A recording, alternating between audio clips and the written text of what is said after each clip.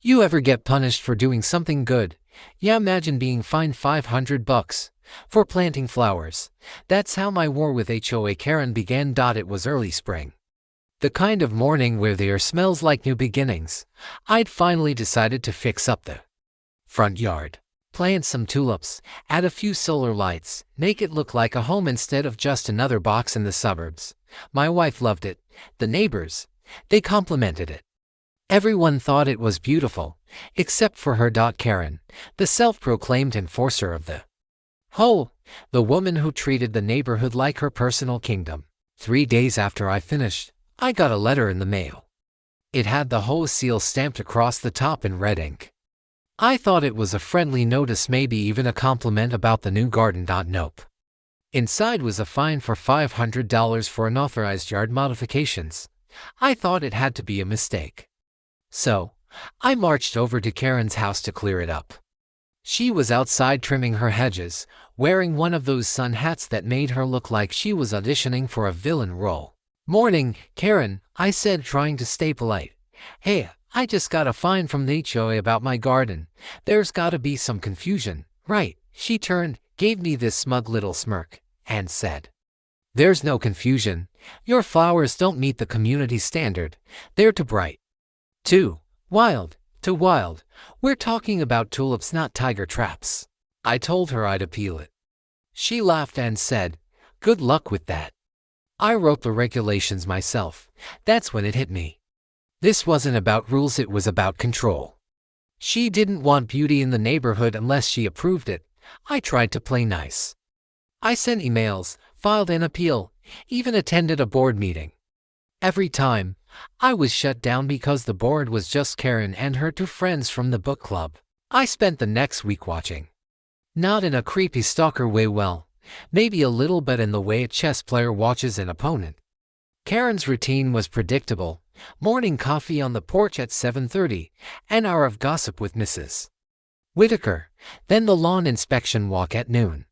She took pride in those perfectly striped lines, the immaculate edges, the way no blades of grass dared to grow out of place.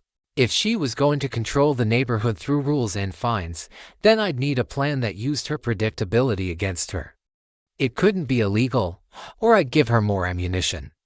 It couldn't be violent, or I'd lose the moral high ground. It had to be clever, civil, and most importantly reversible. I wanted a win that would embarrass her without breaking the law. The first step was gathering allies. My wife, still furious about the fine, was on board immediately. Our neighbor Miguel, whose lawn was a sea of dandelions, grinned and offered his truck. Jenna from across the street, who ran a landscaping business, volunteered tools and a trailer full of soil. What started as a 2-person grudge turned into a neighborhood project. We mapped out Karen's property. The whole rules, as ridiculous as they were, gave us a blueprint where water flowed, where drainage was, which areas were considered common space. We discovered a quirk. The community irrigation system's valve for Karen's lot sat in a narrow utility strip behind the hedge, marked as accessible for maintenance. If that valve was nudged, the area would hold water longer after rainfall. If we added a little more softness to her soil in the right spots, it would become heavy, and our strategy was simple: create a mud pit that was entirely natural feeling, no chemicals, no vandalism. We'd redirect runoff subtly, loosen the topsoil slightly where her lawn met the walkway, and add biodegradable materials that retain moisture. The goal was embarrassment, yes, but also a message: you can't control everyone's taste, and you can't weaponize community rules to shut down someone's joy. We rehearsed. We practiced moving the irrigation cover, then replacing it exactly. We timed our work for a rainy weekend when the ground would cooperate. We made contingency plans if Karen noticed and complained to the HOA. We'd present evidence that everything was done within community guidelines. On the night before our operation, the neighborhood felt charged. Like the calm before a storm, we loaded shovels, tarps, and buckets into Miguel's truck and drove down the block with suppressed laughter and pounding hearts, ready to see how the mud pit came together and how Karen reacted. We picked the weekend the forecast promised drizzle enough to soften the earth, not enough to ruin our plan. At dusk, 6 of us moved like a mismatched spy team, my wife with a flashlight, Miguel with the truck, Jenna with a wheelbarrow, 2 college kids for muscle, and me with the steps memorized. Our faces were serious, but beneath that seriousness was giddy adrenaline. This felt equal parts protest and performance art. We parked 2 houses down to avoid being seen, then crept in under hedges. The irrigation access was where we expected, an ugly metal box half buried in gravel. Miguel lifted the lid while Jenna kept watch. The college recruits pried a shallow trench along the walkway edge, careful to avoid cracking concrete. We worked quickly and quietly. First, we loosened the top inch of soil where runoff pooled. Then we layered shredded mulch and straw, biodegradable materials that absorb water and turn spongy. We dampened the mix with buckets of collected rainwater. The goal was a patch that would hold moisture and collapse into goo when stepped on. We did not alter irrigation settings. We weren't damaging community property, only nudging nature. At one point Jenna whispered, "This is ridiculous," and we laughed because it was ridiculous and childish and exactly the right level of petty. I thought about the $500 fine and felt vindictive warmth, not cruel poetic justice. We smoothed the surface to look like an innocent lawn irregularity. Miguel replaced the gravel and snapped the irrigation lid shut like nothing had happened. The college kids hauled tools away, and we retreated under the night sky, buzzing. Before leaving, we set a small camera across the street to record the morning. Not to incriminate, just for proof of effect and the satisfaction of seeing her reaction. Morning arrived with a soft patter of drizzle. I brewed coffee and watched the camera feed. Karen emerged like clockwork, primed for inspection. She swept her porch, peered over the hedge, and then froze. Confusion became alarm as she stepped toward the walkway and her shoe sank ankle deep into mud. She sputtered, fumbled, and shrieked in a way that made every dog bark. Morning arrived with a soft patter of drizzle. I brewed coffee and watched the camera feed. Karen emerged like clockwork, primed for inspection. She swept her porch, peered over the hedge, and then froze. Confusion became alarm as she stepped toward the walkway and her shoe sank ankle deep into mud. She sputtered, fumbled, and shrieked in a way that made every dog bark. Neighbors poured onto porches, drawn by the commotion. Mrs. Whitaker tutted. Miguel leaned on his fence trying not to grin. Karen stood there, mud on her shoe, dignity dissolving faster than the straw beneath her feet. She tried to scrape muck off with gloved hands and cursed the kind of language that made me feel lighter. The camera had everything. Her shocked face, the slipping shoe crowd. I sat back and watched as the scene unfolded, a messy little triumph. The next morning, I thought the storm had passed. Karen's lawn was a mess, her shoes were casualties, and I'd gotten my quiet revenge. But I underestimated her one defining quality: she never quit. Stop by noon, she was already back at it, marching door to door like a soldier on a mission, mud still crusted on her heels. I was trimming the edge of my still beautiful tulip garden when she stormed over, HOA clipboard in hand. The next morning, I thought the storm had passed.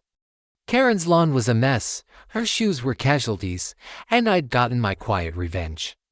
But I underestimated her one defining quality: she never quit. Stop by noon, she was already back at it, marching door to door like a soldier on a mission, mud still crusted on her heels. I was trimming the edge of my still beautiful tulip garden when she stormed over, HOA clipboard in hand. She didn't, of course, but she wasn't about to let reality stop her. Within 24 hours, I received another notice taped to my mailbox, this time, a summons to an emergency HOA hearing. The accusation: malicious property tampering. The penalty: $1,000 fine and possible removal. From the HOA community, I almost laughed out loud. This was beyond petty. This was personal warfare. But here's the thing about Karen: she never realized the neighborhood had quietly turned against her. For years, she'd fined people for cracked driveways, mismatched shutters, even for leaving trash bins out a few minutes late.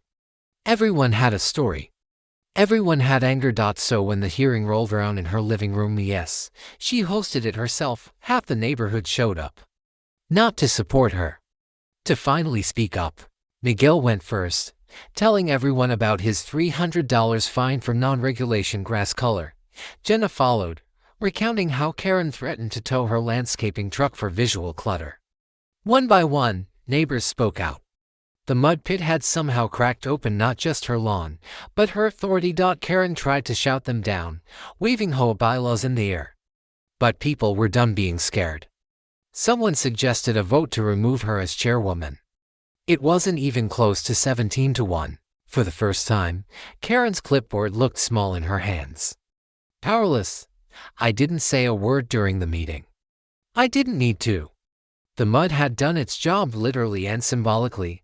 When the crowd dispersed, I caught her standing by her window, staring at her ruined lawn like it had betrayed her.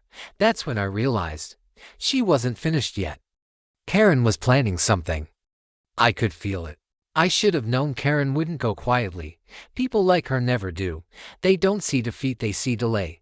A week after the whole meeting, things seemed calm. The fine was dropped, my garden stayed. And neighbors were actually smiling at each other again. But calm in Karen's world was just camouflage. One morning, I heard the rumble of a truck outside.